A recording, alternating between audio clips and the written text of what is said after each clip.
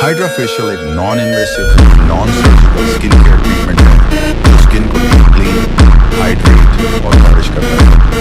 ये ट्रीटमेंट एक specialised machine का यूज करता है जो स्किन को जेंटली एक्सफोलिएट, एक्सट्रैक्ट और हाइड्रेट करता है।